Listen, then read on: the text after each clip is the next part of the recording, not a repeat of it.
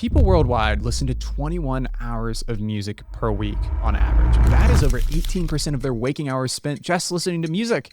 And 71% of people say music is important to their mental health. No surprise there. That engagement transcends geography and demographics too.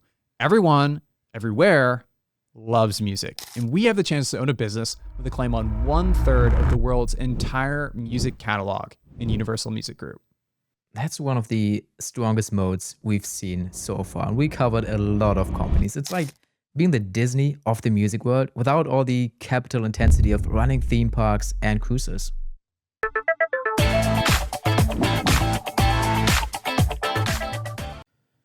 Welcome back to the Intrinsic Value podcast, where each week Shawn and I explore, analyze, and value a different publicly traded company, and we debate whether it deserves a spot in our shared portfolio. If you're new here, this is the part of the show where I hand things off to my co-host, Shawn, since it is his time to bring today's pitch. And today's company is one that every listener here has almost certainly interacted with. Whether you stream music, grew up with CDs, blasted cassettes in your first car, or even just hummed along to a song on TikTok, you've definitely helped this company earn a royalty. I might exaggerate, but based on my music consumption, I'm afraid I might be responsible for half of their overall business. So, Shawn, what's on deck for today? What can you tell us about today's company? Yeah, I'm glad we're finally doing this one. Today, we're talking about Universal Music Group, ticker UMG, and it's listed on the Euronext Amsterdam exchange. And in short, it is the world's largest music rights company. And to really cut to the chase, this is a company I own in my personal portfolio. And I started that position in July 2024 after having covered it on our podcast at the time, the Millennial Investing Podcast. So I'm about a year into watching this company closely, and I'm excited to look at it here with you today, Daniel, and see whether it's a good fit for our intrinsic value portfolio at current prices. Because on the one hand, I think this is one of the most structurally advantaged businesses I have ever studied. But on the other, this is not some deep value play trading at a distressed or even attractive multiple. The valuation is fair, arguably full. So we'll need to be thoughtful about price if we do decide to buy it. But in terms of quality, this is pretty top tier. It's almost as good as it gets. And when I first looked at Universal, I saw a clearly high quality, IP-rich business trading at what I thought was a very reasonable price, right around 20 times earnings, with margins that were steadily improving and secular tailwinds that seemed incredibly durable. And they're actually fresh off a quarterly earnings miss that had sent the stock down by something like 20%, which I thought was a very dramatic overreaction for a company this good and made for a great entry opportunity. And in hindsight, it was a great entry opportunity. Yeah, I think the stock is actually up about 20% since then. So it's not as obviously cheap anymore as it was, but it also hasn't run up so far as to be unreasonably valued either, I would say. And just so people understand how massive this company is, we are talking about the home of Taylor Swift, Drake, Ariana Grande, Bad Bunny, The Beatles, Elton John, Rihanna, Post Malone, Olivia Rodrigo, Kendrick Lamar, BTS, U2, and honestly, if I wanted to, I could go on like this for the rest of the episode. It's the most star-studded catalog on earth. Yeah, this is not your grandfather's record label. We're talking about a company that has evolved into a holding company for monetizing global music IP. And they're an essential layer in the creator economy. And increasingly, I would say they are at the epicenter of digital culture. Everything around the internet essentially centers around music. Whether it's a viral TikTok moment, a blockbuster movie trailer, sporting events, or a Netflix original series, music is everywhere. And when that music is part of UMG's catalog, they're getting paid each time it gets used. So the pitch today is about UMG's industry-leading catalog of music rights that makes for a very steady and reliable business model as these royalties get paid out over time, but also in how the ways to monetize content through streaming and social media are multiplying. That sort of provides some call optionality to the upside. And with scale, data, and ownership of the underlying rights, UMG is uniquely positioned to capture those dollars, I'd say, without taking on the more capital-intensive responsibilities of having to build the apps and sell the ads or deal with the churn that underlines music consumption. And they outsource all of that to the Netflixes and TikToks and Spotifys and YouTubes and Apple Musics of the world while they just clip coupons for royalties every time a song is streamed.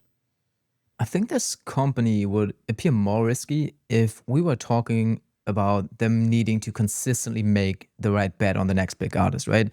Which is part of the story for sure. But my understanding is that the back catalogs of top artists can be just as relevant as the latest hits. And so, with a mix of back catalogs of proven artists with bets on emerging artists, it's actually a relatively stable business, especially since a portfolio of music labels tend to have first dibs on major artists, right? And as the biggest player in the industry with the most connections, the widest support network, and of course also the most money, Universal is going to be in the driver's seat to determine its future. At least that's how I look at it from an outside perspective. And so we're talking basically about a business that's more like a tool booth on global music consumption as opposed to being like a venture capital fund that lives and dies by the next big thing.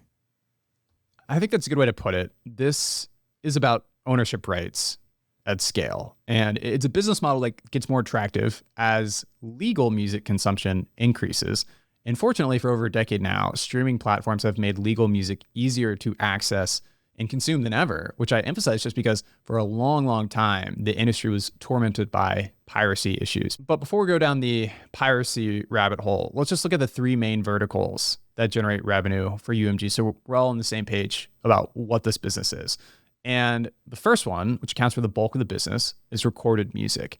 And this is the actual sound recordings that we all hear. When you stream a Billie Eilish track on Spotify, buy a Kendrick Lamar album on iTunes, or hear a BTS song in a Peloton ad, UMG gets paid for the use of the master recording. They own the sound.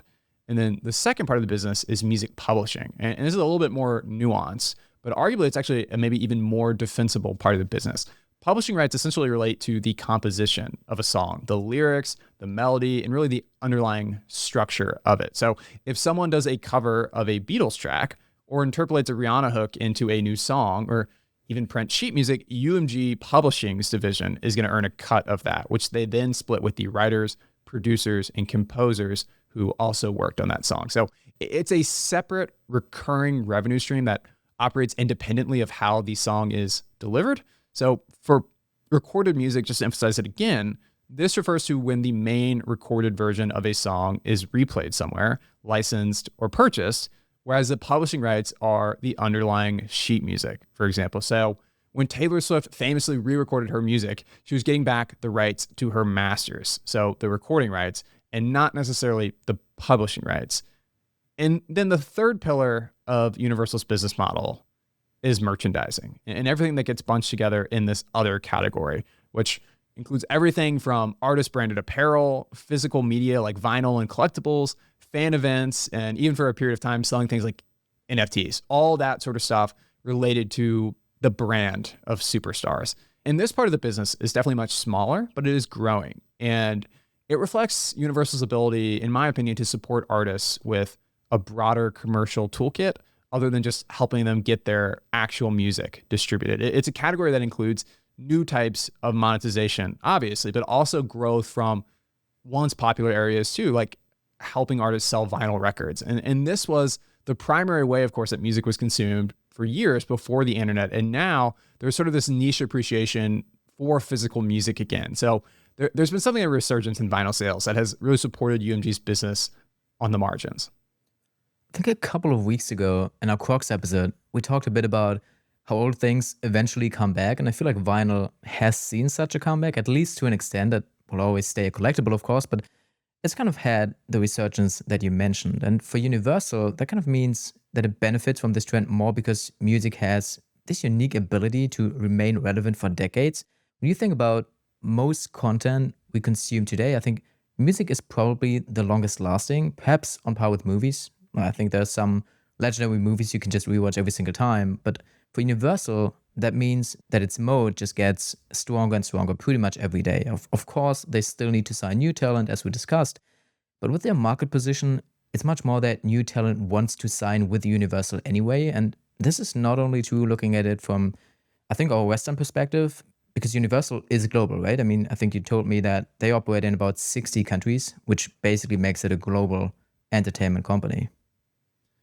UMG has boots on the ground everywhere, including local A&R teams. And I should say A&R stands for artists and repertoire. So this is the part of music labels devoted to discovering, cultivating, and directly overseeing talent. And A&R is probably what you think of most when you think of a music label in the first place and imagine what they probably do. And then you've got the bigger regional label groups and partnerships with local distributors and so on. With the point being, they are not just exporting Western music globally or exporting American music to Germany. In many cases, they are truly producing local artists, finding not only global stars, but also finding artists who can thrive in markets with more unique tastes.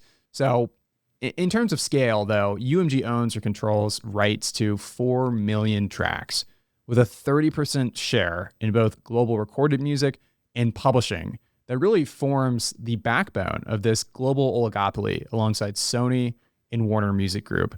And then after those big three, you have all the other indie labels, which make up a very small share of the overall music pie. So the big three actually own 98% of the top 1,000 singles. That is how dominant they are over mainstream music. And last year for Universal, revenue came in at nearly $12.3 billion, with around $2 billion of that converting into operating income. So that is a pretty healthy 16.4% operating margin. And then about 85% of that converted into free cash flow, which is, again, very solid. If you take away nothing from those numbers, just know that this is a big business and a profitable business.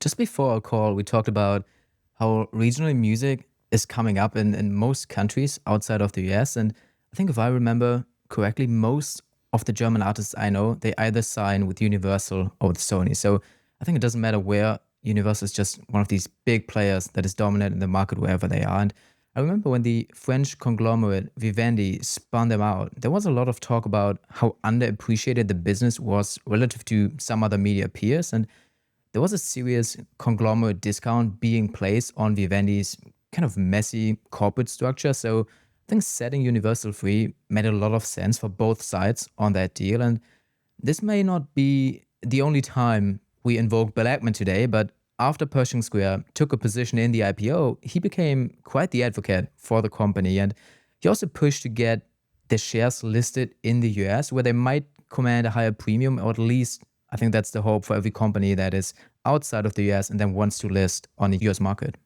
The IPO is definitely important context to have. And as you said, Vivendi is a big part of that story. The IPO was completed in 2021, and that allowed UMG to become a more independent enterprise.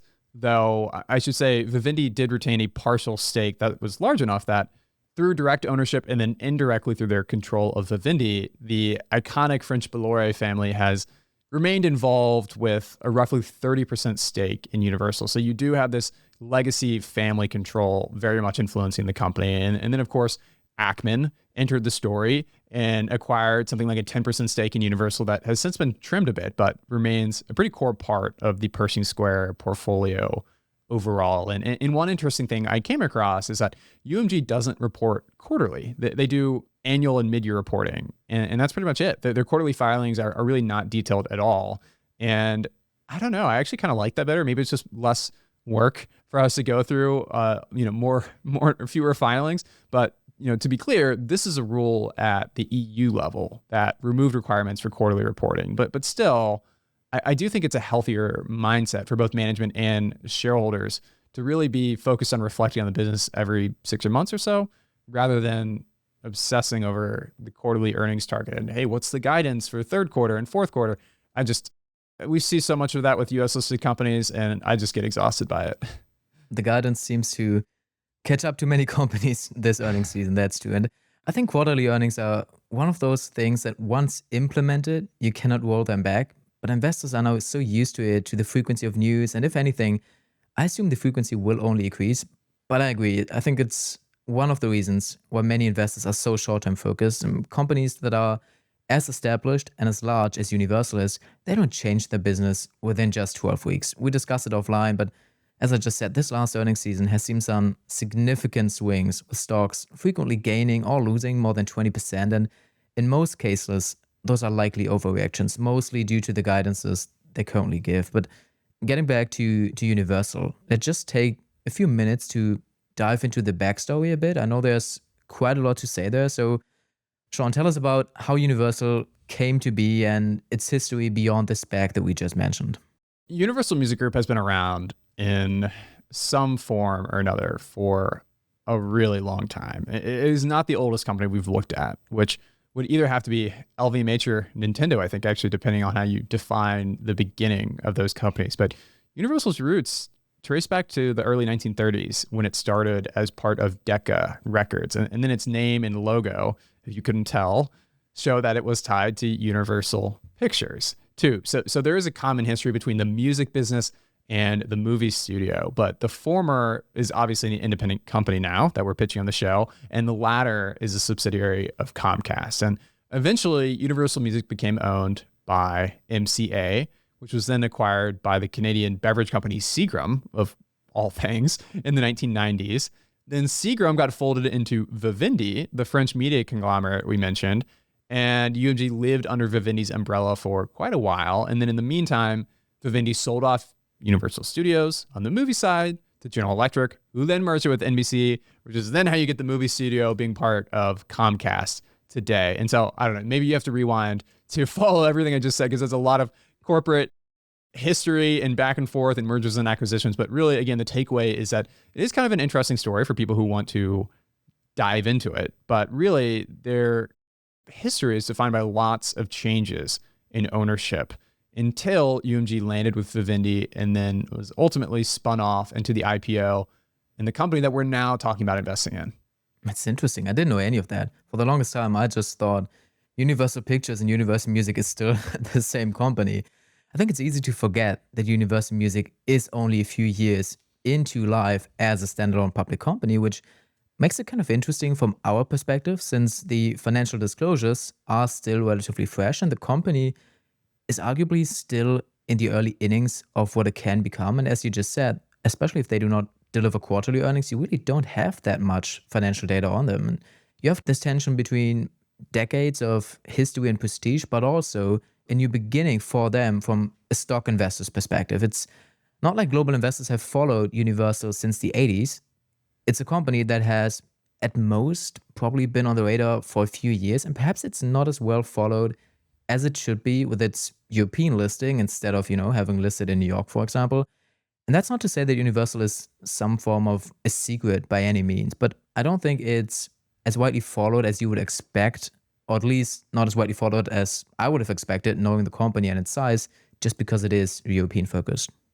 It's really fascinating to think about how this company has had to reinvent itself multiple times across its history, from the vinyl era to the CD boom to Napster and piracy to iTunes, and now the streaming world we live in today.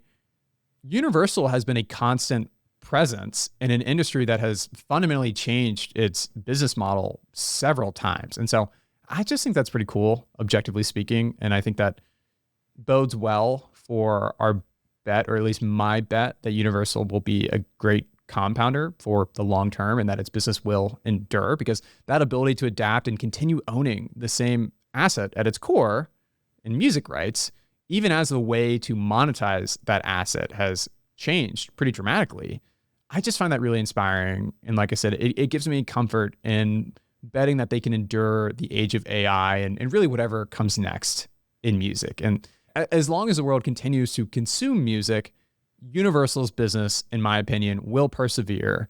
And on that point, they represent such a huge share of global music consumption. I mean, how much would you pay to own 1/3 of the world's music? Because if you ask me, a $55 billion market cap sounds pretty reasonable. And obviously I'm kidding, because that's not really how you think about valuation, but it's still an interesting framework nonetheless. I mean, if you told me how much all of the world's music was worth, and then you're talking about 1/3 of it, and it uses only a $55 billion market cap, I don't know. That just sounds really interesting to me. It does make sense, I would say. I mean, the content itself is the asset, right? And Universal owns a lot of content, most and much of which will produce royalties for decades to come, while they still continue to essentially make acquisitions of new catalogs and incubate organic growth in-house by, just developing new talent. It's kind of a mix of organic growth, serial acquisition, and passive income. And on that note, what would you say? How about we discuss the business model in a bit more detail? How does Universal actually monetize its asset base? I think that's all a bit unknown for the average consumer, probably. The recorded music segment, as I mentioned earlier, is the biggest slice of the pie. And it is so by far. It accounts for over 75% of their revenue. And this includes the music you stream on Spotify, YouTube, or Apple Music, the licensing for commercials and movies, and even performance royalties when music is played in public venues like bars. So the publishing segment is obviously much smaller, but it's still a meaningful part of the business at about 18% of revenue. And as we touched on a little bit, this side of the business is all about the songwriting itself rather than the sound recording. And then the rest, which is just a few percentage points of sales, comes from that merchandising and brand management arm of the business that we talked about, and it's called Bravado. It is a small and generally lower margin part of the company, but it is fast growing, and it'll be interesting to see what kinds of economies of scale Bravado can achieve. So this includes selling merch at concerts, selling artist merch over the internet, hosting special live events for fans, stuff like that. That's just catering to the most avid music fans out there. Well, so my next question is, beyond buying physical merch, how does this all actually translate into profits for Universal? Like when I stream a song, what does the process look like for converting me streaming a song into money for Universal's pockets? Even Einstein had blind spots. That's why modern science is built on the idea of peer review. Investing may be more art than science, but that doesn't make peer feedback any less valuable. The tricky thing is finding qualified people who are interested and willing to help vet your investment ideas. That's why we built the Intrinsic Value community. It's a place to connect, share ideas, learn, and get feedback. Nobody ever wishes they'd spent more time buried in spreadsheets, but connecting and building relationships with others who may be smarter on a topic than you, but who are also schooled in value investing, that's valuable. We make spots in this exclusive community available in cohorts every few months, and last time around, our 30 available spots filled up pretty quickly. If you're interested in our next cohort, which will be even smaller, you can join the waitlist at theinvestorspodcast.com/intrinsic value community. That's theinvestorspodcast.com/intrinsic value community. Look, every hunter, camper, and backpacker needs one of these. That is a Harvest Right freeze dryer, which lets you preserve your own meals and snacks. It's perfect for your next backcountry adventure or hunting trip. You can fuel your adventure with freeze-dried strawberries, bananas, pineapples, and even full home-cooked meals. No more relying on expensive store-bought, preservative-packed food. You can also preserve wild game with your Harvest Right freeze dryer. That's right, take control of your harvest by freeze-drying venison, elk, or fish, so you'll always have high-quality protein ready to go. And your pets will love the freeze-dried treats too, just like my dog Riley. Freeze-dried meals are lightweight and long-lasting, staying fresh for up to 25 years, yet they taste just as good as the day you made them. Whether you're hunting, camping, or prepping for emergencies, a Harvest Right freeze dryer keeps you ready for anything. It's like having extra cash in your portfolio to take advantage of downturns in the markets. That's how I think about it, at least. Learn more by visiting harvestright.com/investors. That's harvestright.com/investors.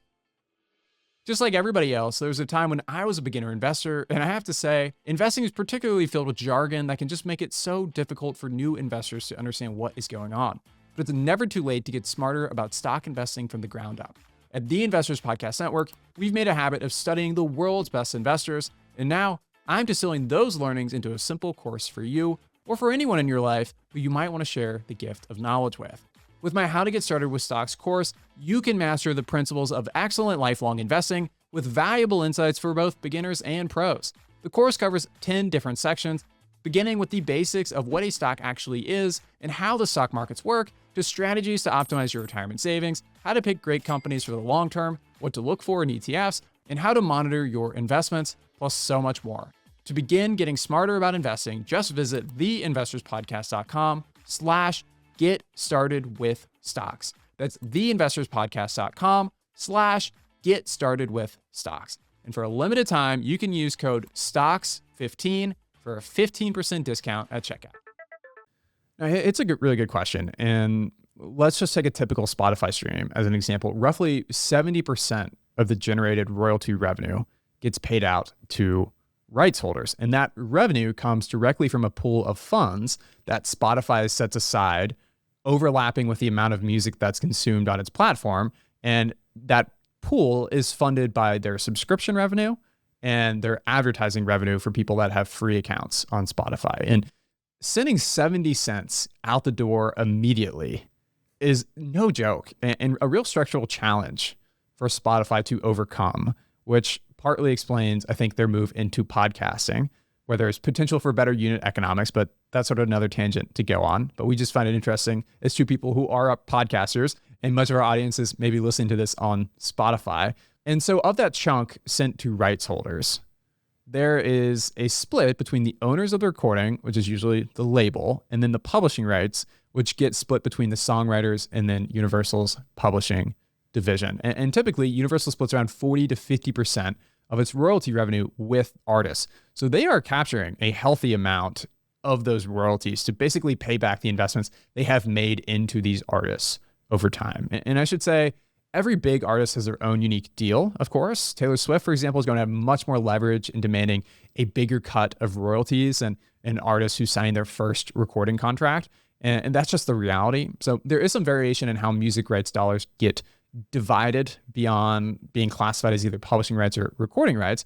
And yet, because UMG owns often the masters and publishing rights, they really are getting paid from both sides. They seem to be in a very good position on that end, I must say. And, one of the things you mentioned to me offline that really stood out to me was that the music industry remains under-monetized compared to its peak in 1999. On a per capita basis, and after adjusting for inflation, annual spending on music has fallen by over 50% since then. I don't know what I thought was happening with per capita music spending, but I didn't realize it had fallen by that much. Piracy and then streaming really flipped the industry upside down. But now that companies like Spotify have a proven track record of profitability, there appears to be a sustainable business model in place built around streaming that I suspect will help to reverse some of those trends in music spending over time. Essentially, as streaming grows, music labels will receive a further boost if platforms like Spotify raise prices to reflect the value they create for users. But even without betting on Spotify and Apple Music raising prices for subscriptions dramatically, we already know that streaming has helped make Universal more profitable. From what I can see here, from 2015 to 2021, Universal's operating margin rose 6 percentage points as streaming became a larger part of their business. But the big question, probably underlying all of this, is why do artists continue to use labels? I know you spoke to this a bit last time you covered the company, but I think it's still worth mentioning again because initially a lot of people feel like you want to see the artist, they're making the music. Why is there a company in the background taking such a large chunk of their revenues? Just quickly on your point about streaming continuing to grow, I've seen some data that suggests Gen Z listeners consume about 20% more music than other generations. So at the same time that per capita music spending has been declining, per capita music consumption really seems destined to continue rising, which is a good thing for UMG long-term and offset some of those trends longer term and in how per capita spending has declined. So to your question, it's one that a lot of listeners probably have on their mind. And really, I think in a lot of circles, music labels are almost vilified. There are probably some people that might be frustrated by the rosy picture of Universal that we're sort of painting. And some folks just find it completely distasteful that musicians don't get all of the revenue from the music they generate. But for better or worse, that is just not economic reality. If labels were truly only these middlemen that extracted profits without adding any value, I can say pretty confidently they would have been displaced decades ago. The fact that Taylor Swift herself is signed with a label, which just so happens to be Universal, I think that should tell you that no artist is really big enough to bypass labels without taking significant risk. And obviously, if Taylor Swift is working with a label, clearly they provide some kind of value. It's not me saying that out of wishful thinking. And that's because labels handle the business side of music. Being a pop star comes with really having a full enterprise around you. And just because someone is a great singer does not mean that they're equipped or even interested in overseeing an entire enterprise themselves while also touring, recording, and writing music. I mean, you're running a multi-million dollar, maybe billion-dollar business if you're somebody like Taylor Swift. So it's just not possible to do all that and still be a top-tier musician. From booking venues and even planning tours to scheduling promotional interviews, sourcing and selling merch, uploading music onto music platforms globally, negotiating more favorable terms with streaming platforms, and then just simply overseeing kind of something that happens behind the scenes of the process of actually accounting for and collecting and properly distributing the dollars generated from royalties. I mean, all of those burdens and then a lot more will fall onto labels, which is why I say that they are so essential to the actual business of being a musician. And that's where they earn their cut of royalties, because without them, the music industry would be completely different and artists would be taking a lot more burden than they currently do. So most noteworthy artists make the majority of their money from touring, usually. And streaming payouts tend to be very concentrated anyway. And according to Spotify last year, approximately 1,500 artists generated $1 million plus in royalties on the platform. So for the top 0.1% of musicians, streaming can be a moneymaker, and they're splitting those royalties with the Universals of the world. But for the vast majority, streaming payouts really only provide supplemental income at best anyways. Only 1,500 artists. I would have thought it would be, I don't know, the tens of thousands probably. That's a lot less than I knew. Although you know all the headlines about artists kind of saying that Spotify pays them too little money, but that's a pretty substantial number. I mean, it's understandable at first glance that this might be frustrating for people. I mean, talent-wise, there may not be a huge difference between the 100th best singer in the world and the 1,500th best singer, right? But one will make orders of magnitude more money than the other one. And over their career, I think that's kind of a given. It might feel arbitrary to some people, but that's kind of how the economics of the business works, right? No, you're right. I mean, this is a phenomenon that is not unique to the music industry. Whether you're talking about authors or pro athletes, there's just a huge difference in earnings power from being in the top 1% of your industry versus the top 0.1%, even though you still have to be insanely talented to be a pro athlete or to be a top 1% musician. And something about it doesn't seem fair, but wealth in these kinds of industries is always concentrated. LeBron James and Michael Jordan alone, I'm sure, have earned more money in their careers on the court and off it, probably than the combined earnings of almost everyone who's ever played in the NBA that wasn't a superstar. And I mean, I'm being serious. I mean, think about the Air Jordan brand alone, how much value that's created. So, I mean, that's just a guess off the top of my head, but you get the point. Even at the highest level, the best of the best of the best claim a disproportionate amount of the rewards. Well, you know me, Shawn, I don't know too much about the NBA, but I think this might be accurate. I can only think of Cristiano Ronaldo, who just recently signed a new contract, and including bonuses and everything else, he makes as much as $350 million a year. And that's probably more than the salaries of the entire Premier League combined. So to be fair, economic rationale doesn't play a big role in the Saudi League, but it proves again how much it's worth to be the best and not only top 1%. Like any talent-based industry facing the masses, there is a power law in music. And like you said, the top performers will accrue most of the profit alongside the labels, while unfortunately the median artist struggles to pay the bills, just like how most startups fail and only a fraction of the bets that venture capitalists make work out. But when they do, they work out massively. I mean, that is what we're talking about here when we're talking about power laws. And it's even the same dynamic among podcasts, YouTube channels, and TikTok creators too. And so that's why I say it's maybe a little bit naive to hate on labels or think that musicians should own the rights to their music 100%, because the top echelon of artists really are the ones who hoard most of the royalties, and they also have the biggest businesses, and they need the most help from labels managing those businesses. And so, I mean, that just ignores the fact that labels really do, again, generate value for artists and the industry more broadly. If a label is doing everything behind the scenes to help make someone into a star and manage the business of stardom for them, why shouldn't they get a cut of the royalties? So I think there's good reason for this status quo. And this is not me trying to just defend everything that labels have ever done, but I'm really just saying their role is more justified than I think most people think. And maybe I'm making a straw man argument, but like I said, I think it's a fair exchange for the top talent, which is why I don't worry about the terminal value of Universal Music Group that much, because I don't think that labels are going to get displaced. I think if Taylor Swift is still working with music labels, that should tell you that they have a very real role in the industry, and it's not just a parasitic relationship on talent. And that's nothing to say of the financial risk that labels take either, right? I mean, those were risks that otherwise an artist needs to take. And maybe Taylor Swift could do that, but I think every single other artist on the world probably wouldn't like to have that burden on their plate as well. Yeah, I mean, they're taking a lot of risk up front. I mean, you could think of a music rights catalog business as almost a equity portfolio. You're buying a bunch of different streams of income, and whether that's coming from, classic equities or if it's coming from royalties on musical artists, I mean, that is the same kind of thing. And the labels typically are the ones who front the cost of production, marketing, distribution, and tour support. They're paying for all of that up front out of their own pocket. And then in exchange for that help and the financing, they get ownership of the master recordings, or at least partial ownership. That is the deal.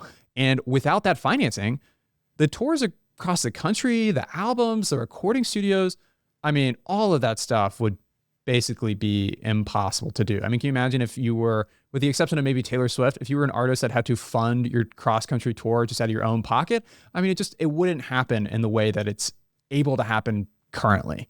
You need those external financing partners, so you're not taking on all that financial risk yourself. And again, you can focus on just being an artist. So, I mean, artists earn royalties based on their contracts, but this happens only after the label has recouped its upfront investment. And again, you can imagine that upfront investment matters a lot for first-time artists, because you might be totally broke, and now you're getting money to actually get an album recorded that you otherwise would really not be able to do. So UMG effectively acts as both a financier, a business partner, and a promoter and distributor for these artists. And it's not unlike a software business in some ways. They make upfront investments to create or acquire the content, and then they collect this long tail of royalty payments over time. And thanks to streaming, those royalties have become far more predictable and global than they were in the CD era. I think there's a very strong argument to make for why you need labels. And still, I think the business support they provide, the connections, the funding, all that can make or break artists. But today, from something like SoundCloud to TikTok and YouTube, it has become significantly easier, probably easier than ever, to be an artist and to build your own following, perhaps without spending much money up front. So how do you see that impacting Universal in the future? There's definitely more opportunity today for independent artists to get discovered. A teenager can upload a song from their bedroom and wake up with a viral hit, but the barriers to sustained global stardom are still very high. You can get one song to go viral independently, but building a career, touring the world, running a merch business, negotiating licensing, navigating complex royalty structures, and then managing their branding, I mean, that is where a partner like UMG, who has been in the industry for decades, is absolutely necessary. The reality is that there are millions and millions of songs out there. I mean, hundreds of thousands of songs are published every single day on music streaming platforms. So it is just impossible to stand out. Everybody thinks they're great. Everybody thinks they're the next big star. But just statistically speaking, I mean, how do you get attention in that kind of competitive landscape? So for as much as the internet has democratized music, it has also increased the competition too by lowering the barriers to entry and really just making it easy for anyone to upload their songs and potentially be discovered. So if you are really serious about being a professional, I still think labels will take you further than a YouTube channel on average, which is not to say some people can't make a good living just by sharing singing related content on their own. Obviously, there are a lot of people who have chosen the social media route and just do it themselves. But I don't think that is a viable option for most musicians at the top of their domains. What's interesting, and that is a bit of a tangent, but even the people who make it on YouTube, most of the time do not stay solo, right? I mean, given that even people who made it their big time on YouTube and probably make enough money to finance most of the stuff they're doing, they're still managed by so-called influencer marketing firms, which at least to some extent do a similar job compared to a record label. I mean, there are differences, but I think the general setup is the same. And to me personally, that probably proves that there's just a need for that. Many people make fun of it, but every big influencer uses them, and there was no legacy structure as perhaps in music that basically forced them into working with them. So they seem to think that there is value they create and they kind of need them to be successful. So I think those are pretty strong arguments for why labels are just a necessity in the business. And to wrap up our convo on royalties for now, I did want to hear more about this new artist-centric royalty model that I've heard management mention in some of the calls. What should we know about that? What do you know about that? Can you paint a bit more light on that? Yeah, so there's certainly been a lot of tension around how royalties are allocated. Right now, most streaming platforms use a pro rata model, which means all subscription revenue gets pooled and divided up based on the total number of streams across that platform. And that can disadvantage niche artists and lead to platforms prioritizing volume and virality over the quality or fandom depth that an artist has. And so, for example, last summer, I felt like Spotify was hellbent on serving me Sabrina Carpenter music at every possible opportunity. And, it's okay. But that to me is the perfect illustration of how these algorithms just get carried away with promoting the next big pop star, even to people who are probably well outside of the target demographic. And every time Sabrina Carpenter is recommended to me, that's really just taking a possible stream from someone else. And so, yeah, I mean, there is an industry movement pushing for user-centric royalty models where each user's subscription fee is divided only among the artists they actually listen to. And in theory, that should be a more equitable approach and would likely benefit these fan favorite artists with cult followings who don't have the largest total reach. And so it's hard to say how this will change the underlying economics, if at all, for UMG though. And so, yeah, I mean, you'll hear UMG's CEO, Lucien Grange, who I should mention is really a pretty legendary figure, not just in music, but really he's one of the most esteemed CEOs in business history, honestly. And he'll mention what they call their artist-centric model 2.0. And that includes a few things like what I mentioned a moment ago with these changes to how royalties are split up, but also working with Spotify to require that artists must generate at least 1,000 streams in the prior 12 months per track to accrue recorded royalties, which is meant to rule out a lot of the noise that can make royalty accounting very messy and also just demonetizing a lot of the spam that gets uploaded onto the platform. And some of that spam, I mean, some of that stuff is just literally noise that people use to help them sleep. So like brown noise, cat's purrs, or the tap of rain on leaves. And this maybe functional music, as you could call it, it does serve a purpose for people, but it really has nothing to do with recorded music. And yet it's eating into the overall pie and share of music rights. And so, it does account for a vast portion of the streaming world. Spotify has said that white noise and ambient podcasts rack up 3 million hours of listens a day. And so that is part of what UMG has tried to address with the streaming app Deezer, changing the payout structure to favor professional human artists who are producing actual music. And Deezer, for its part, has actually claimed that they will be able to shift approximately 10% of total royalties back to professional artists while helping cull tens of millions of these relatively low quality uploads that are otherwise distracting. To me, that sounds like Universal benefits not just from scale, but also from vertical integration too, owning both the recording and the publishing, having merch layered in, and having all of that monetized across a growing number of platforms as well. And I guess that makes the value add a lot more compelling. Yeah, and that vertical integration helps them strike better deals and invest in higher potential artists. So it's becoming a bit of a cliche to say on our show because we say it so often, but there is a flywheel here that is reinforcing their advantages over time. As the biggest label, you have the most leverage over negotiating with streaming platforms, which means you can generate a higher total royalty payout for both artists and for themselves, which can then be reinvested into buying more catalogs and attracting new talent, which further entrenches them as an industry leader and so on. It also makes them a core partner to platforms like Spotify, which need access to the best content to stay competitive. If a music platform tried to cut out a label like Universal entirely, I mean, that would destroy the business overnight. The expectation today is that people want all of their music in one place unequivocally. If Spotify got into a tiff with Universal and pulled Universal's catalogs in some sort of nuclear option, they would immediately lose a third of the most popular music on their platform. And I think people would jump ship pretty quickly to Apple Music if that meant they could get all of Universal's catalog at the same price. I mean, not to keep invoking Taylor Swift, but if you suddenly couldn't listen to Taylor Swift on Spotify, you're telling me that there aren't millions of people that would cancel their subscriptions?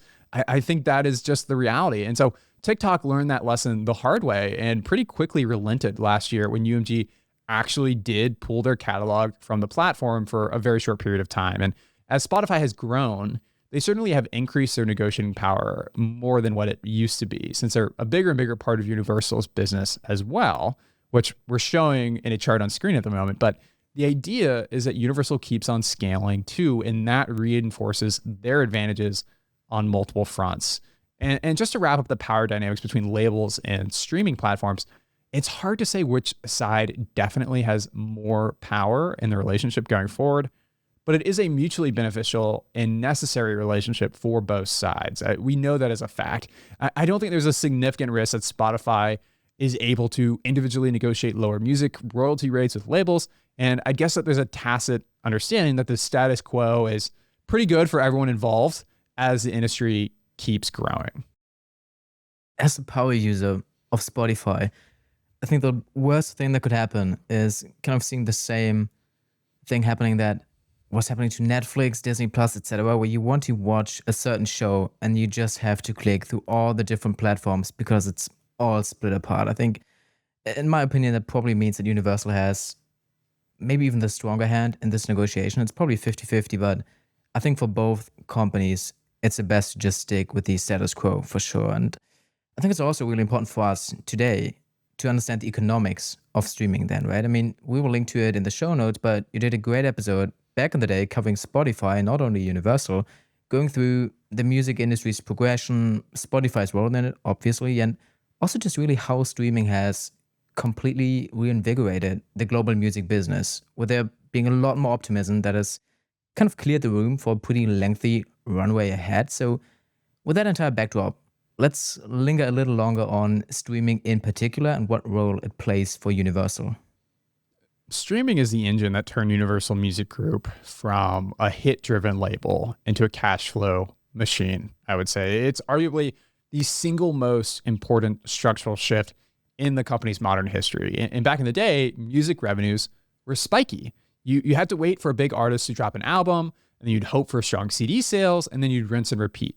And today, streaming has just completely changed that dynamic. And now UMG earns money every single time someone plays a song, whether that song came out yesterday or 40 years ago. Streaming has made it far easier to monetize back catalogs, but also to make past music more discoverable. One of the things people love about Spotify the most is their recommendation engines for discovering new music. And that is ultimately a tool to keep people engaged with the app longer, which means listening to more music than they otherwise would and generating more royalty revenue for Universal. So you can almost think of it as Spotify is doing the work to market and grow the business on behalf of Universal. And Universal doesn't really have to do any of that on their own financial statements.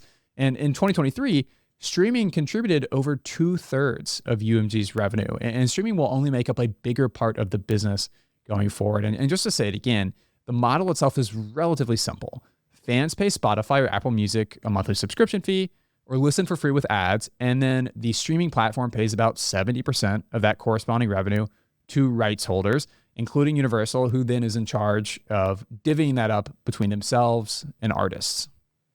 It's such an interesting angle. I've never seen it that way, that Spotify is basically doing the marketing for Universal. I mean, when I look how I use Spotify, I'm way too lazy to actually have my own playlists. I just go on a couple of songs that I like, and then I just go to the radio. And then basically Spotify is showing me all the new songs, and perhaps a lot of them are coming from Universal. So that's a powerful value proposition, I would say, that benefits Universal the most. And generally, you've got this dynamic where music streaming is structurally growing, especially in emerging markets where music consumption is much less saturated and has a much smaller percentage of the population paying for subscriptions like Spotify or like Apple Music, which is more than just common here. And yet the labels are still very much competing for their slice of that bigger and bigger pie. And I think the key point that you hit on is that streaming has made music consumption easier and more accessible all over the globe. And if I want to listen to music from the 80s, I don't have to make a commitment and go out to buy an album for, I don't know, $15 or tune into a radio station where I have no control over what they actually play next. And basically, you have all the world's music available on demand and at your fingertips. And that's just a total game changer.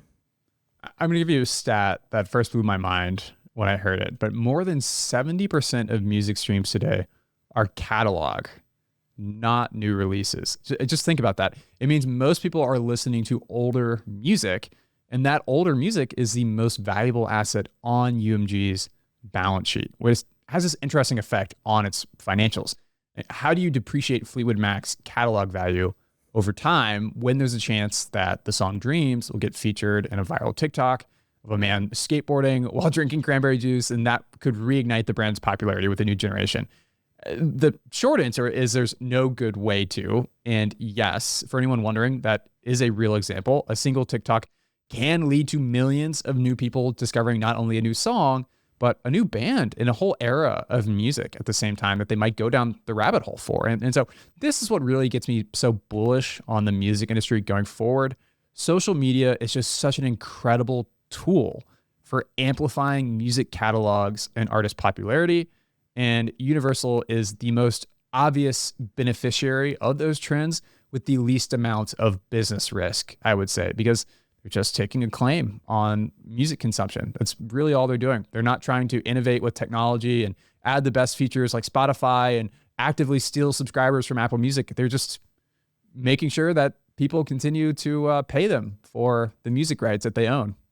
You can't outcompete a back catalog, right? It's just not possible. And I mean, sometimes I think back to music I used to listen to as a kid, and then just for fun, I look it up on Spotify, and I often see that these songs have tens of millions of streams. And I'm talking about, German bands that stopped making music 15 years ago, but still have as many streams as some new artists. And then I'm always wondering, how is that possible? But now you're giving me that stat. So I'm not surprised that 70% of streams are actually just catalog. And to summarize that dynamic, basically, there's a certain but pretty large amount of stable consumption of catalog music that maybe slowly declines and needs to be offset by signing new talent with some embedded optionality in the catalog for labels, with the chance that once popular artists can have resurgences basically at every point in time.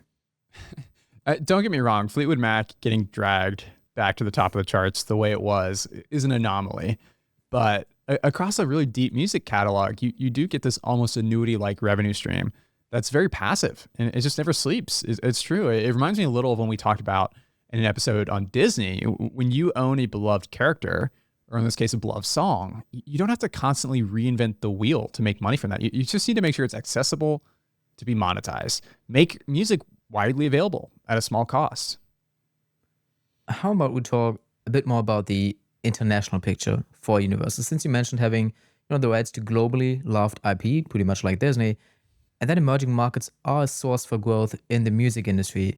How does it actually look with Universal's portfolio of, I don't know, let's say South American, Korean, East Asian, or even African artists? For everything we've talked about with how streaming has changed the music industry, as you're alluding to with your question here, streaming has also globalized the music industry in a way that was never really possible before. People in Brazil are discovering K-pop. American teens are listening to Latin American hip-hop tracks.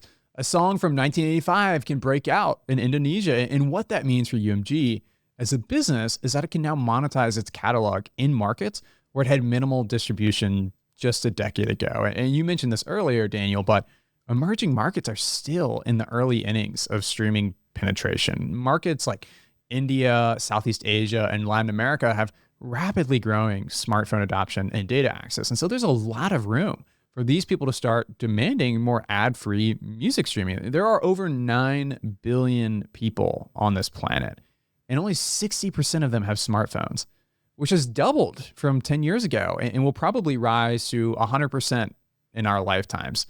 But only a small fraction of all global smartphone users have music streaming subscriptions, just 11% at the end of 2021. So streaming penetration worldwide is pretty low. And I'll just use some numbers from when I researched Spotify last summer to make the point further. Spotify has over 600 million total users. with around 60% of those being free subscribers who just use the ad-supported tier.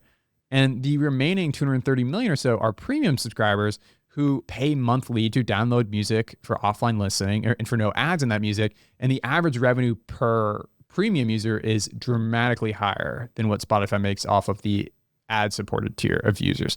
And in the US, those premium subscribers might be on a solo plan for $11.99 a month, a duo plan for $16.99, family plan for $19.99, or there's some student plan options for $5.99. And Spotify's prices vary around the world, though. And so adjusting for the cost of living in different countries and the median incomes there. So like in developing countries like Nigeria, Egypt, and India, monthly costs for a premium subscription are just much lower, closer to $1 or $2. And for the rest of the world, it falls somewhere in between for the most part. Japanese users, for example, typically pay around $6.50 per month. And one of the core questions for Spotify and also UMG is whether you believe that over time, monthly subscription costs will converge on the higher rates that people across the US and Europe are willing to pay for on-demand ad-free music. And I tend to think the answer to that question is yes, because it's not like music is intrinsically worth more to Americans or Europeans. As incomes rise around the world, I suspect emerging market music monetization will at least trend closer toward that of developed markets, even if there is some gap that continues to persist for years to come. And Universal has actually been teasing for a while now that they think platforms like Spotify will eventually unveil super premium subscriptions that are targeted at these music superfans. And that would really help to further segment music listenership into different categories of monetization based on usage. So maybe you have ad-supported users that are just listening to music for free. You have the kind of status quo and premium subscriptions that we have today. And then you have another tranche of ultra premium people who are paying considerably higher subscription fees for additional perks. And so according to management, their research suggests that 1 in 5 paid music subscribers today would be willing to pay for a super premium tier, potentially up to double the current standard price. I'm not sure what a super premium subscription would do, but considering I'm listening to music every day and for hours, every single day, I assume I would be the target audience for that. And I'm one of those 5 people who would definitely pay double the rate if there are actually good perks for that rate. And I would also be interested, though, in the role hits play in all this now. I know we mentioned that the back catalog is incredibly important and all the royalties are kind of like an annuity for Universal, and that they also can get second lives, which kind of turns old music into a hit once again. But is there still the same incentive, considering all of that, to still invest in new artists and just go for hit potential and the future of the catalog? I think so. I mean, there still needs to be a growth engine that feeds the base of the business. When an artist breaks out, whether it's Billie Eilish, Post Malone, or Olivia Rodrigo, it creates a short-term revenue pop across streaming, touring, and merch. But it also plants the seed for future catalog value. If an artist has staying power, their music becomes a part of this long tail of royalty revenue. And that's why UMG continues to invest in talent, discovery, and A&R. I mean, they're essentially underwriting future IP that could pay off for decades. And we don't always know which artists will have that kind of payoff structure, but we know that statistically speaking, some percentage of the top talent that Universal bets on will endure for decades. And now, because streaming data is so rich, they can be even more analytical in how they try to spot and develop that upcoming talent. And what do you think about AI? I know there's a lot of buzz around AI generated music. Does it pose a threat? I'm already wondering if it's going to be like the pitch for Uber, where you actually believe that autonomous vehicles will boost Uber's business over time rather than, being displaced by robotaxis. I think we talked about it a bit before the episode, and it was certainly a bigger topic 2 years ago than it is today. But I think it's still something worth mentioning, and maybe for you to elaborate to us. Yes and no. On one hand, AI-generated music has already flooded streaming platforms with this low-cost, non-licensed content, and that dilutes the attention pool. But on the other hand, UMG has taken a very proactive approach, I would say. They've partnered with YouTube on AI music tools, and they're working to protect artists' likenesses and vocal rights. And this stuff is essentially spam. And as long as Spotify can identify it, which I think they're incentivized to do, they can carve it out from their royalty pool at least for stuff that violates copyrights and how it was trained and imitates existing artists or songs. Still, there have been a number of headlines recently about AI bans on Spotify actually getting a good bit of attention. There's this one group called the Velvet Sundown that has more than 1 million monthly listeners on Spotify, but their entire album is AI generated. And it's kind of cool. When you read the group's bio on Spotify, it says the Velvet Sundown is a synthetic music project guided by human creative direction and composed, voiced, and visualized with the support of artificial intelligence. Not human, not machine. The Velvet Sundown lives somewhere in between. So kind of poetic. And I listened to some of their songs, and I have to say it's not bad. And I also would have never thought it was AI. So it is a thought-provoking example. And that is concerning, but who knows how much human direction there was versus true generative AI going into the development of this album. I mean, using AI as a tool in the music production process for humans is a very different thing than just having AI generate music on its own completely from scratch. And I did go down the rabbit hole a bit on this and read an interview with Ben Camp, and he is a music professor at Berkeley. And when talking about this, he said, quote, "Ghost artists have been part of music culture for generations, and AI is only the newest tool in that lineage. Modern listeners already cheer for artists who hide their faces or even their human form.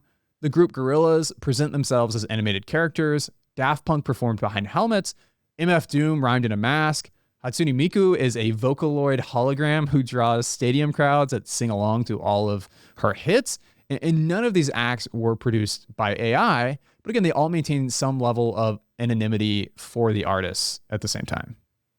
For what it's worth, I think my opinion is that the value of human connection music is just hard to replicate. People don't just listen to songs, they connect with stories and personalities behind those songs. And that's why I would think Universal's roster of iconic artists gives them a mode that AI just can't easily cross. But I'm not sure I'm as confident about spinning that narrative into a long-term tailwind for UMG, like with Uber and robotaxis, for example. I think it's more clear there.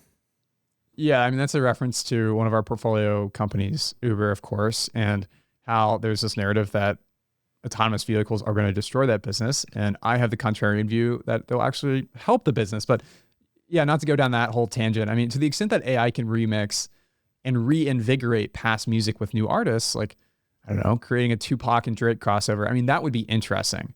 But I have to say, I'm kind of surprised that we haven't seen more of that kind of stuff going mainstream and being popular on TikTok. We are a few years into this technology now, and I would be a bit more concerned if some percentage of the top 100 songs were exclusively AI generated, or if one of the top artists in the world was just a total AI creation and not even a human. But I mean, that's just not the case. The Velvet Sundown, I think, is a really cool project on the margins, but that's all it looks like to me. I mean, just something on the margins. And the difference is that people listen to their favorite artists, and it can resonate for so many reasons. I mean, maybe it was their parents' favorite singer, or a song that played at their wedding, or maybe they saw an artist on tour and an album just brings back those memories. There is a novelty value to AI generated music that can go viral on certain quarters of the internet, but I don't see it as a serious threat to displacing real musicians in the art form that is music. And maybe it's a tool for ghostwriters and producers behind the scenes,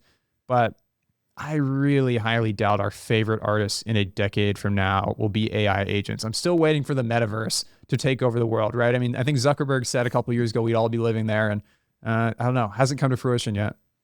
I think you would need to have basically an entire industry. I mean, just think about all the paparazzi and all of those people following your favorite artists and pushing stories of those. I think you would need all of that, even for an AI agent, to just have a chance of creating somewhat of a sustainable hype. And I would honestly be more concerned if I was a ghostwriter rather than a singer, because music is a form of art. And I strongly believe, and I said it before, that humans want to see other humans perform art. We also talked about sports before, so that's another example where chess engines, for example, have no problem beating Magnus Carlsen, who is arguably the best chess player of all time and definitely currently, and they could beat them with ease, all of those grandmasters. And we still want to see Magnus Carlsen play and not Stockfish, which, just for context, is the best chess engine out there. And I think that will just persist for quite a long time. But anyway, how about we talk a bit about what Universal has done with their freedom as a public company and basically all this free cash flow that they produce. As you said,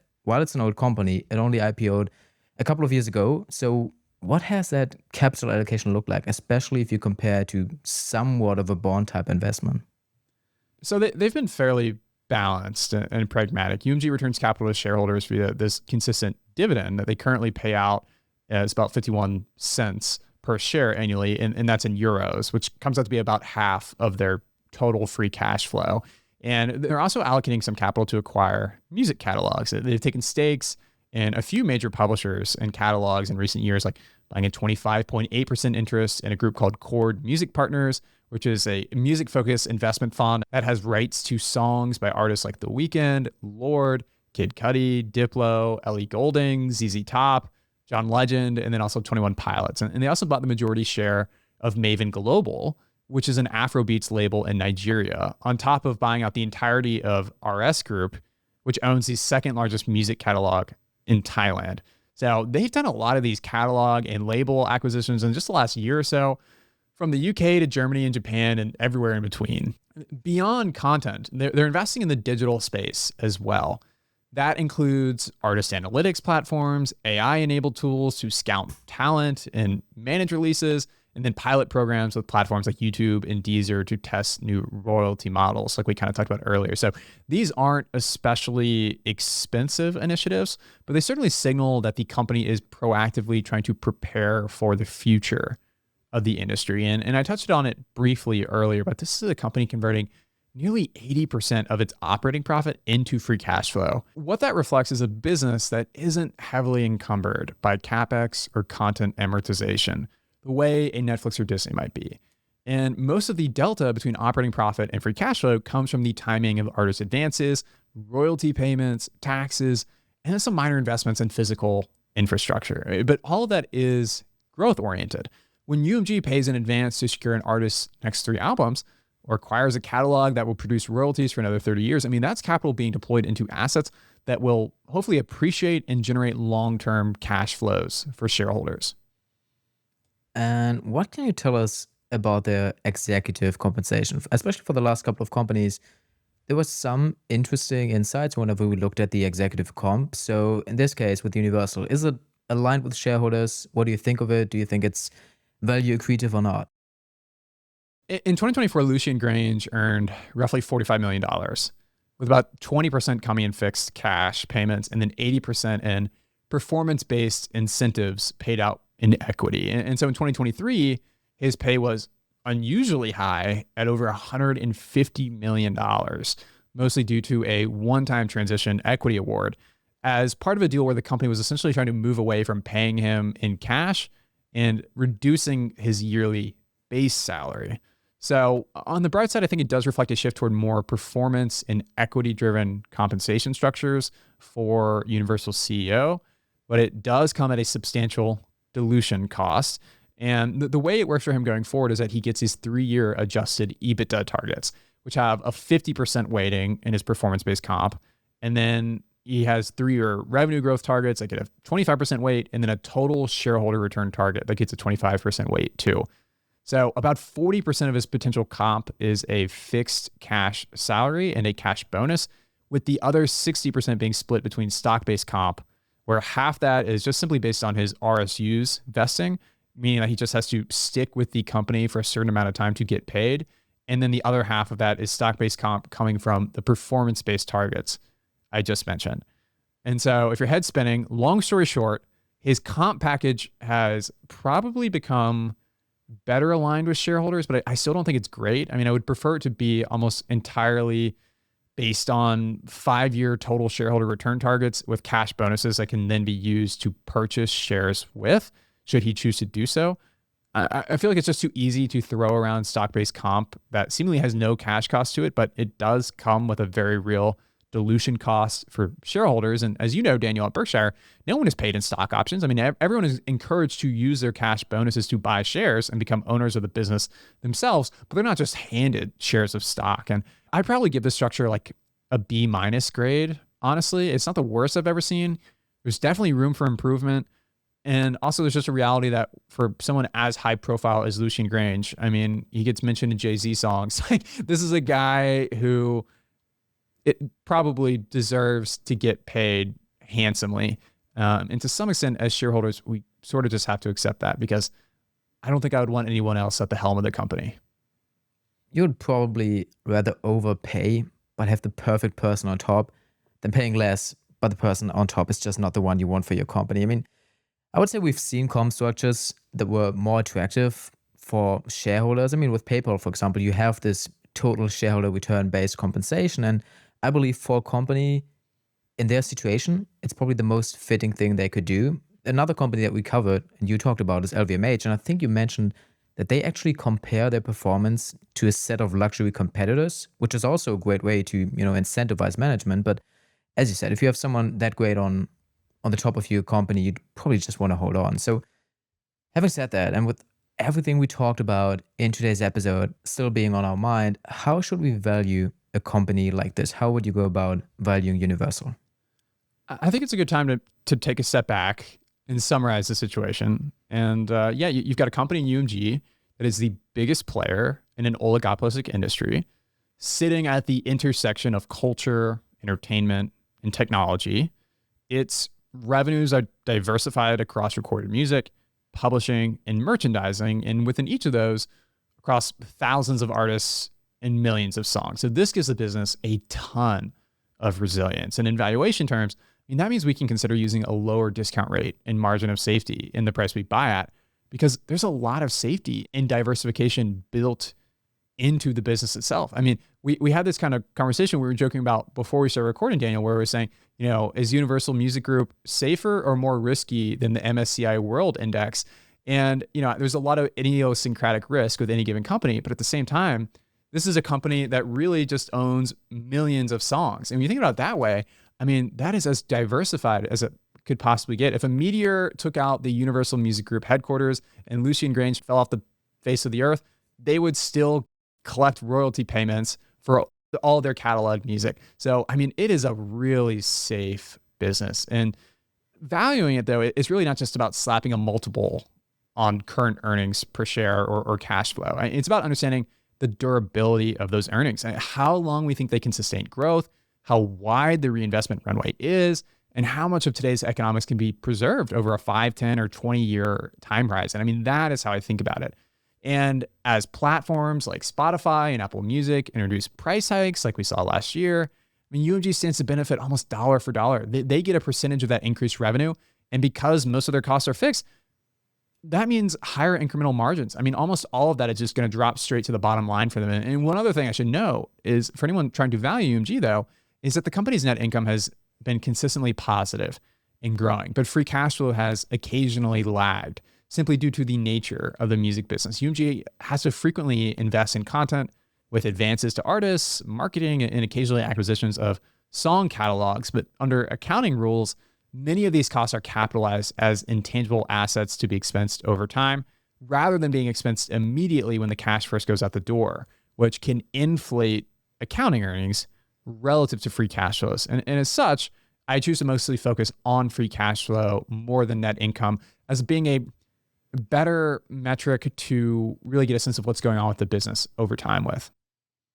So you kind of elaborated on this already, Banner, but what are the other key inputs then that you have to put into your valuation model, and what assumptions matter most if you want to try and go ahead to value Universal? There are really a few levers that drive our expected returns: top line growth, their ability to convert operating income into free cash flow, reinvestment and capital allocation, and then of course the terminal multiple. And so first on revenue, if you assume global music spending continues to grow in the high single digits, driven by streaming expansion, international market penetration, and then just improved monetization of the catalog, I mean, that gives you a solid base of projecting 5 to 7% annual revenue growth with very, very high confidence. I mean, I would be almost shocked if that isn't what they achieved at a minimum on average over the next 5 to 10 years. And then secondly, you want to look at their margins and their ability to convert that revenue coming in into actual free cash flow, because that is what matters for long-term shareholders. UMG's operating margins do have some room for modest improvement, I think, if they continue to scale the business efficiently. So I do think they can hit something like 17 to 18% operating margins over the next few years, which is just a very slight improvement from what they currently average. And so it's not heroic, but it does reflect the fact that there's some continued operating leverage here. And I think they can continue, and in a very stable way to convert operating profit into free cash flow. And then the third pillar is capital allocation that we talked about. UMG pays a really healthy dividend, and they have this formal policy to pay out 50% of adjusted earnings as dividends. So as the business grows its profits, we know that the dividend will grow proportionately too. We don't have to guess about whether management will consistently push through dividends. We know that capital will continue to be returned to shareholders. But they also reinvest heavily into artist advances and catalog acquisitions, as we've talked about. And I view those as a mix of growth investments and maintenance CapEx, since they're offsetting some inevitable depreciation of chunks of their back catalog while also growing the total business. So this isn't a business that should grow dramatically on an organic basis. They are a serial acquirer of music catalogs and talent, and they have this really valuable asset base that I would say ages very slowly.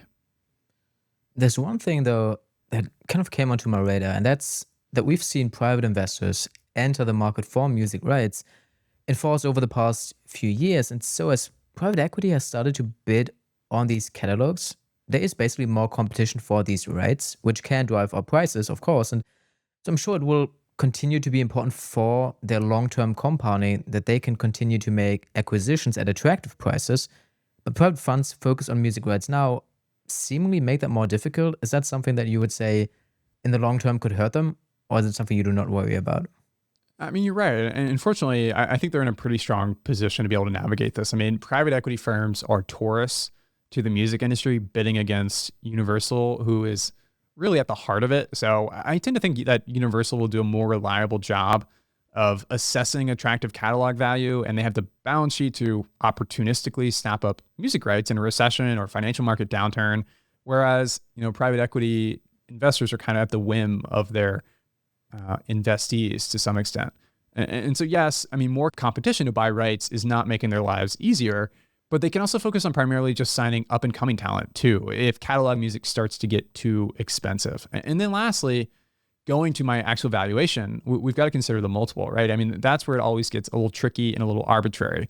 UMG, I should say, currently trades at around 26 times free cash flow per share, which personally, I don't think is outrageous for a company of this quality, given the certainty of the earnings we know that they'll continue to produce. But I'm not going to sit here and say that 26 times earnings or free cash flow is dirt cheap, because it's not. And so whether that's justified really depends on how confident you are in the stability and growth of the business over the next decade. And I happen to be of the view that it will be very stable. And I have to assume that part of your thinking there is probably grounded in what we've seen other IP-driven businesses trade at, right? I mean, Disney, of course, is currently a bit lower, but those are the type of businesses we usually take as comps here.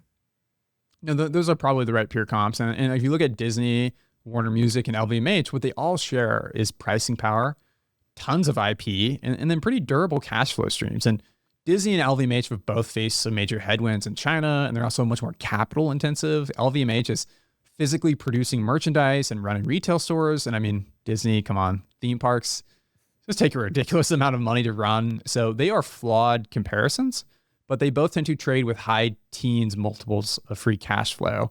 And I think with UMG being a more asset-light business with much less cyclical financials, I mean, it does deserve to continue trading at a premium to those brands. And Warner Music Group is obviously the most pure comp, since it's the only other public company devoted fully to music rights, because Sony Music Group is just a small part of the overall Sony business. It's not a standalone company. And so when we do the comparison, it's pretty clear that Universal has tended to trade at even a premium to Warner, which again makes sense because UMG has higher free cash flow margins, has grown faster, carries much less net debt.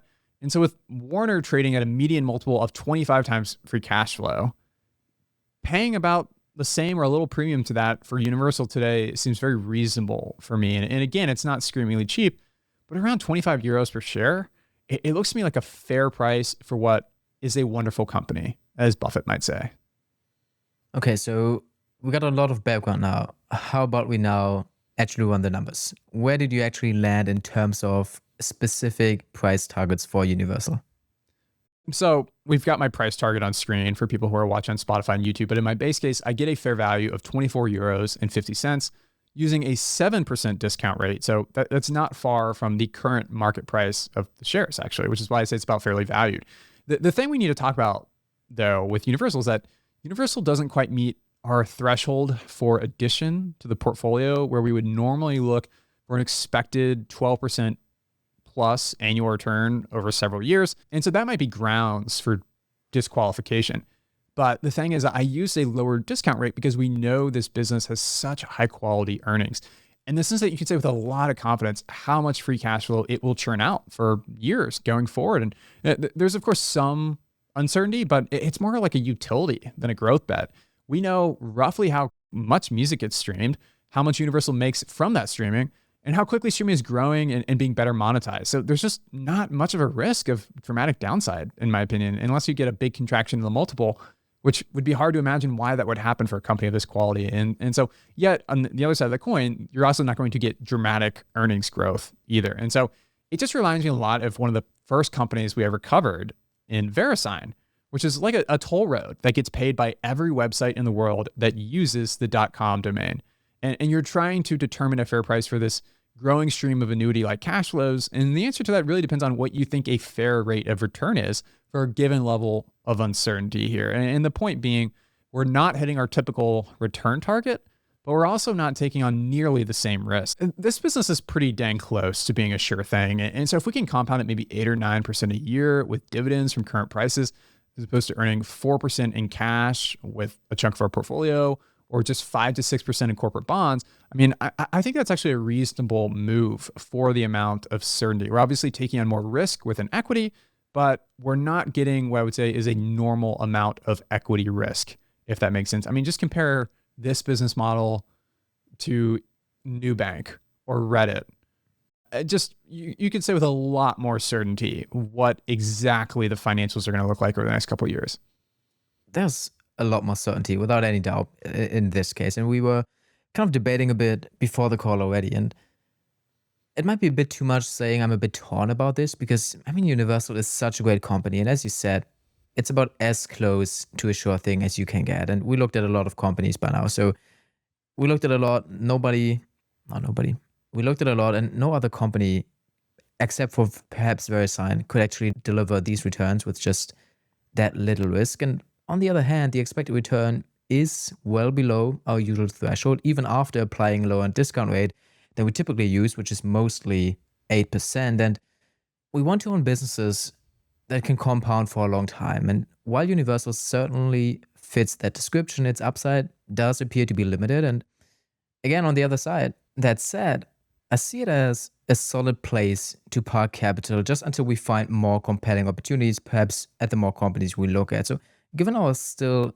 sizable cash position, I feel comfortable adding Universal just for that purpose. And who knows? I mean, a US listing could provide a meaningful boost to Universal stock, adding some extra upside to what otherwise at least functions like a bond-like investment. As you said, it's still 200 basis points higher than what we could expect from, a corporate bond of the same quality. So the only other risk basically that we take with Universal is perhaps currency risk. As long as it's listed in Amsterdam and therefore in euros, that's something we have to keep in mind because the US dollar has been extremely weak in recent months, and compared to the euro, that would have been great for US investors investing in euro-denominated equity.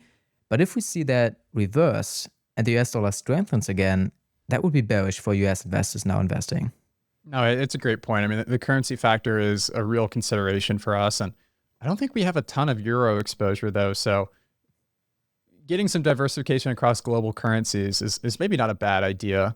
And then on the idea of putting some cash to use, I mean, yeah, it's almost weird. I would almost put like a caveat on this position in the portfolio because it's not really a regular position.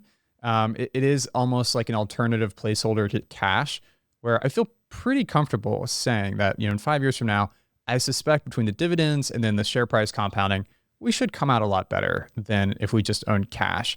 And so I would propose, though, I think we should add it as just a 5% position, just so we're putting some of our cash to work. And like you said, it's sort of a placeholder position where we can always trim it and reallocate to higher conviction bets as we find them.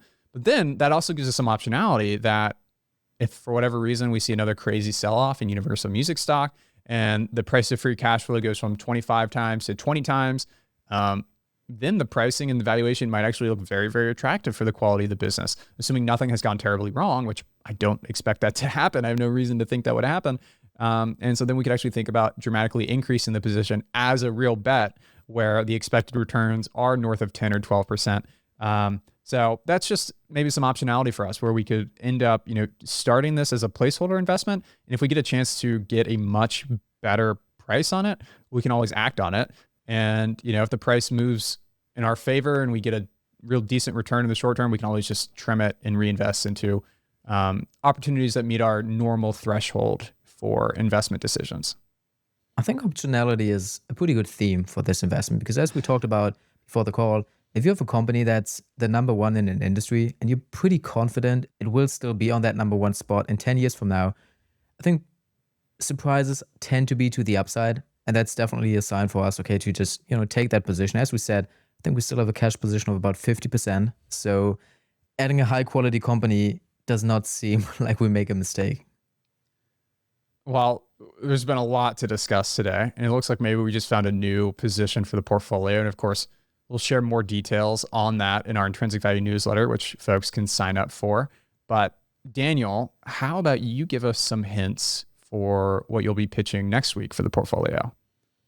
Yeah, I think it's fair to say that my next episode will be something completely different. Or well, in fact, you have covered such a company once before. It was the first company covered on the Intrinsic Value podcast. And as you can imagine, I kind of have to bring a European flair into it. And I think it will be interesting. I'm quite confident that even all our American listeners will know this name. And I think that's all pretty vague. So perhaps one last hint. I mentioned Ronaldo today, and he is linked to next week's pitch as well. And I think that should be enough to perhaps figure it out.